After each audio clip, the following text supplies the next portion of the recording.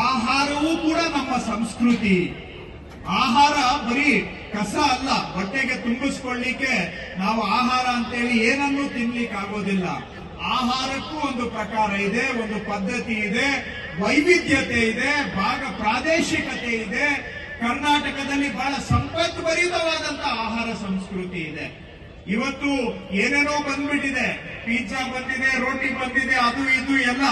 ಆದ್ರೆ ಏನೇ ಆದ್ರೂ ಕೂಡ ನಮ್ಮ ಆಹಾರ ಸಂಸ್ಕೃತಿಯನ್ನ ನಾವು ಮರೀಲಿಕ್ಕೆ ಆಗೋದಿಲ್ಲ. ಕರ್ನಾಟಕ ಅಂದ ಕೂಡಲೇ ನಮ್ಮ ಆಹಾರ ಸಂಸ್ಕೃತಿಯ ರಾಯಭಾರಿ ಪ್ರತಿಬಿಂಬ ಅಂದ್ರೆ ನಮ್ಮ MTR ನವರು. ಅವರು ಕರುನಾಡ ಸ್ವಾದ ಅಂತೇಳಿ ನಮ್ಮ ರಾಜ್ಯದ ಬೇರೆ ಬೇರೆ ಭಾಗಗಳ ಆಹಾರ ಸಂಸ್ಕೃತಿಯನ್ನ ನಮ್ಮ ಜನಗಳಿಗೆ ಇಲ್ಲಿ ಪರಿಚಯ ಮಾಡಿಕೊಡ್ಬೇಕು ಅಂತೇಳಿ MTR ಅವ್ರನ್ನು ಕೂಡ ಇಲ್ಲಿ ಕರ್ಕೊಂಡು ಬಂದು ಸಹಕಾರ ನಗರಕ್ಕೆ ಕರುನಾಡು ಸ್ವಾದ ಅಂತೇಳಿ ಕರ್ನಾಟಕದ ಆಹಾರ ಸಂಸ್ಕೃತಿ ನಮ್ಮ ಜನಗಳಿಗೆ ಮಗದೊಮ್ಮೆ ಪರಿಚಯ ಮಾಡಿಸಿಕೊಡುವಂತಹದನ್ನು ಈ ಕಾರ್ಯಕ್ರಮದಲ್ಲಿ ಸೇರಿಸಿಕೊಂಡು ನಾವು ಮಾಡ್ತಾ ಇದ್ದೇವೆ. ಒಟ್ಟಾರೆ ನಮ್ಮ ಉದ್ದೇಶ ಈ ಹಬ್ಬ ಸಂಭ್ರಮ ಆಚರಣೆ ಆಗಬೇಕು. ಜೊತೆಗೆ ನಮ್ಮ ತನವನ್ನು ನಾವು ಉಳಿಸ್ಕೋಬೇಕು. ನಮ್ಮ ಸುಗಮ ಸಂಗೀತ ಉಳಿಬೇಕು, ಬೆಳಿಬೇಕು, ಜನಕ್ಕೆ ಅದು ತಲುಪಬೇಕು. ಅದರ ಜೊತೆಗೆ ನಮ್ಮ ಆಹಾರ ಸಂಸ್ಕೃತಿನೂ ಸಹ ಉಳಿಯಬೇಕು, ಬೆಳಿಬೇಕು ಅಂತಕ್ಕಂಥದ್ದು ನಮ್ಮ ಉದ್ದೇಶ. ಈ ಕಾರ್ಯಕ್ರಮ ನಾವು ತಮಗೆ ಗೊತ್ತಿರೋ ಹಾಗೆ ನಮ್ಮ ಕ್ಷೇತ್ರದಲ್ಲಿ ಅಭಿವೃದ್ಧಿ ಕೆಲಸನೂ ನಾವು ಮಾಡ್ತೇವೆ. ರೋಡು, ಬೋರು, ನೀರು, ಲೈಟು ಇವೆಲ್ಲ ಮಾಡ್ತೇವೆ. ಆದ್ರೆ ಜೀವನ ಅಂದ್ರೆ ಬರೀ ಅಷ್ಟೇ ಅಲ್ಲ. ಒಂದು ರೋಡ್ ಇದ್ಬಿಟ್ಟು, ಲೈಟ್ ಇದ್ಬಿಟ್ಟು, ನೀರು ಬಂದ್ಬಿಟ್ರೆ ಮನೆಗೆ ಜೀವನ ಅಷ್ಟೇ ಅಲ್ಲ. ಅದಕ್ಕಿಂತ ಮಿಗಿಲಾದಂತಹದ್ದು ನಮ್ಮ ಜೀವನ. ಆ ಜೀವನ ಸಂತೋಷ ಆಚರಣೆ ಆಗ್ಬೇಕು ಅಂದ್ರೆ ಜೀವನದಲ್ಲಿ ವೈವಿಧ್ಯತೆ ಇರಬೇಕು, ಕಲೆ ಇರಬೇಕು, ಸಂಸ್ಕೃತಿ ಇರಬೇಕು, ಸಂಭ್ರಮ ಇರಬೇಕು, ಸಾಹಿತ್ಯ ಇರಬೇಕು.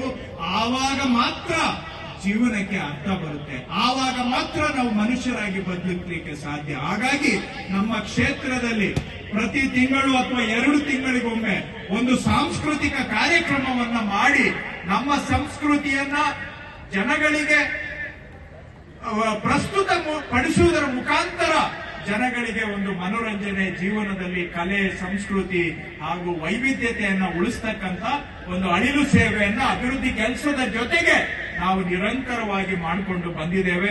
ಅದರ ಮುಂದುವರೆದ ಭಾಗ ಇವತ್ತು ಯುಗಾದಿ ಸಂಭ್ರಮ, ವಸಂತ ಸಂಭ್ರಮ ಕಾರ್ಯಕ್ರಮ. ಇದು ಆಯೋಜನೆ ಮಾಡಬೇಕಾದ್ರೆ ನಮ್ಮ ಕಾಂಗ್ರೆಸ್ನ ಮುಖಂಡರು ಹಾಗೂ ನಮ್ಮ ವಾಲಂಟಿಯರ್ಸ್ 100ಕ್ಕೆ 100 ಇದರ ಆಯೋಜನೆ ಅವರಿಗೆ ಇದರ ಶ್ರೇಯಸ್ಸು ಅವರಿಗೆ ಸಲ್ಲಬೇಕು.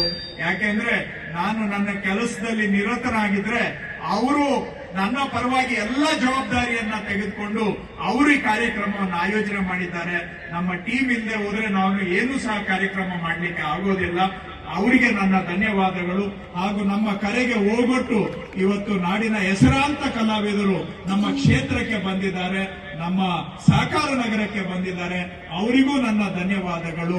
MTR ಅವರು ಕೂಡ ಅವರು ಯಾವತ್ತೂ ಈ ರೀತಿಯಾಗಿ ಕಾರ್ಯಕ್ರಮ ಮಾಡಿಲ್ಲ. ಆದ್ರೆ ನಮ್ಮ ಮನವಿಗೆ ಹೋಗೊಟ್ಟು ನಮಗೋಸ್ಕರ ಈ ಕರುನಾಡ ಸ್ವಾದವನ್ನು ಒಂದು ವಿಶಿಷ್ಟವಾಗಿ ನಮಗೆ ಪ್ರಸ್ತುತಪಡಿಸಿದ್ದಾರೆ. ಅವರಿಗೂ ನನ್ನ ಧನ್ಯವಾದಗಳು. ಎಲ್ಲಕ್ಕಿಂತ ಮಿಗಿಲಾಗಿ ನನ್ನ ಧನ್ಯವಾದಗಳು ತಮಗೆ.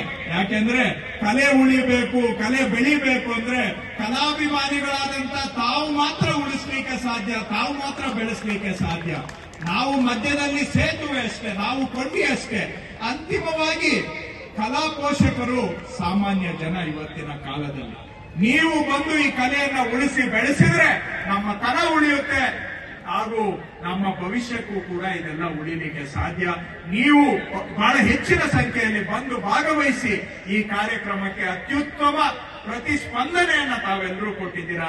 ನಿಮಗೆ ನನ್ನ ಧನ್ಯವಾದಗಳು. ನಿನ್ನ ಹೆಚ್ಚಿಗೆ ಮಾತಾಡಕ್ ಹೋಗೋದಿಲ್ಲ. ಈ ಕಾರ್ಯಕ್ರಮ ನೀವು ಎಲ್ಲರೂ ಕೂಡ ಸಂತೋಷ ಪಡ್ತೀರಾ, ಆನಂದಿಸ್ತೀರಾ, ಸಂಭ್ರಮಿಸ್ತೀರಾ.